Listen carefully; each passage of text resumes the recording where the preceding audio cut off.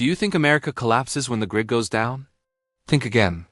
The real collapse begins when the refineries stop breathing, because the United States isn't powered by electricity. It's powered by diesel. Diesel moves our food. Diesel moves our water. Diesel moves our ambulances.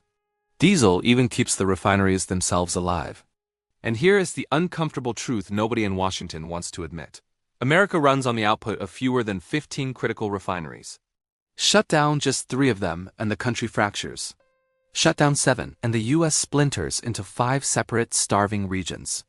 Refineries are the most important and most fragile pieces of our national infrastructure. Each one is like a complex chemical city, totally dependent on a perfect harmony of electricity, pipelines, water, and people. If any one of those fails, the refinery shuts down. A single hurricane, one cyber attack, one grid failure, or even a single chemical unit explosion, and the entire regional economy could collapse within days. This is what we call the refinery collapse sequence. It's a chain reaction that turns simple shortages into mass starvation, interruptions into desperate migrations, and what seems like a minor inconvenience into a full-blown national catastrophe. Tonight, we're going to map it out with real numbers, identify the actual choke points, and explore the terrifying real-world consequences. So why are refineries America's weakest link? It's because they aren't modular. You can't just replace a Gulf Coast refinery with one from the Midwest. Each is custom-built for specific crude types, sulfur levels, and complex chemical processes. They have unique catalytic cracking setups and are tied into specific regional pipeline networks. Here's a fun fact for you. America has about 129 refineries, but only 10 of them produce almost all the diesel that keeps the economy moving. And when I say diesel, I mean everything. Diesel fuels our trucking industry. It powers our agriculture and our railways. It runs the emergency generators at hospitals and nuclear plants. It keeps the water pumps and medical oxygen systems online. You lose diesel, you lose the United States. These facilities operate on razor-thin margins of safety. They need constant electricity, stable water intake, extreme heat control, and dozens of chemical towers running perfectly in sync. They require an uninterrupted supply of crude oil through pipelines and clear roads for workers and on-site fire teams.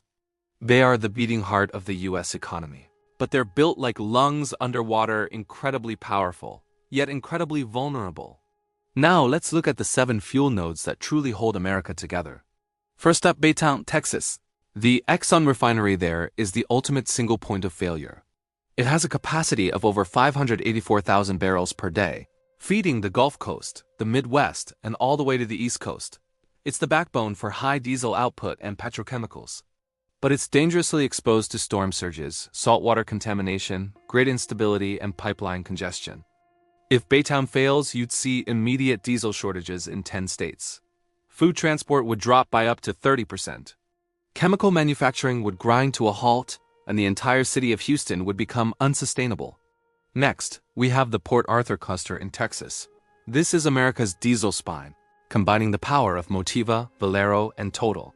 Together, they have a capacity of over 1 million barrels a day, feeding the entire Southeast, up through Tennessee and Atlanta and into the East Coast. The risks here are massive, from Mississippi Delta storms to refinery row explosions that could release toxic plumes. If this cluster goes down, a fifth of all U.S. trucking would collapse in less than 48 hours. Then there's the river giant, Exxon's Baton Rouge refinery in Louisiana.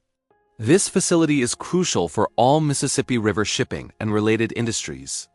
Its biggest risks are a levee breach or a major river flood, which could knock out its vital pipeline pump stations. The outcome? Agriculture would stop dead in its tracks. Fertilizer shortages would cripple farms across the Midwest. River transport would cease, and food prices would spike instantly across the country. And we've only covered the first 3. Next, the Los Angeles and Carson cluster in California. This is the West Coast lifeline pumping fuel to Arizona, Nevada, and the Pacific Northwest. The risks here are constant: earthquakes, wildfires, and aging pipelines. If this cluster goes down, 50 million Americans could lose access to fuel. Just like that. Then there's Garyville, Louisiana, the jet fuel king. It's absolutely critical for aviation across the Gulf Coast, from Texas to Florida. It sits right in the hurricane path, and an incident in 2023 already showed us how fragile it is. If Garyville fails, you can expect a nationwide flight freeze. Planes stop flying. Period. Let's head inland to Ponca City, Oklahoma. This is the diesel hub for the Midwest, feeding Kansas, Nebraska, Colorado, and the Dakotas. It's deep in Tornado Alley, and its grid is vulnerable. If this hub is knocked out, food shelves in the plains could be empty within 72 hours. Diesel is what moves our food. Finally, the Philadelphia energy region. Even after its decline, it remains a bottleneck for the Northeast. The infrastructure is old, it's packed with people, and there's no room for error or expansion. A failure here, especially in winter, could trigger a catastrophic heating crisis, leading to mass displacement and unrest. So what does this collapse look like, hour by hour? In the first 6 hours, the grid goes down. Refineries trip into emergency shutdown. Pipelines depressurize. Airports immediately switch to their limited reserve tanks. In the next 6 to 24 hours, the real chaos begins. Trucking halts. The entire supply chain seizes up. Rail is reduced to emergency-only routes. Grocery stores stop getting resupplied. Cities start rationing water. By the 48-hour mark, things get dire. Hospitals start running low on generator fuel. Diesel theft becomes rampant as people get desperate. States begin seizing any emergency stockpiles they can find, and between 48 and 72 hours, we hit a point of no return. Food riots erupt in major cities. A mass migration begins as people flee urban centers. Heating oil shortages become life-threatening. The agricultural sector, starved of diesel, collapses. The supply chain enters a death spiral. Which states would fall first? Florida is incredibly vulnerable. It has zero refining capacity of its own.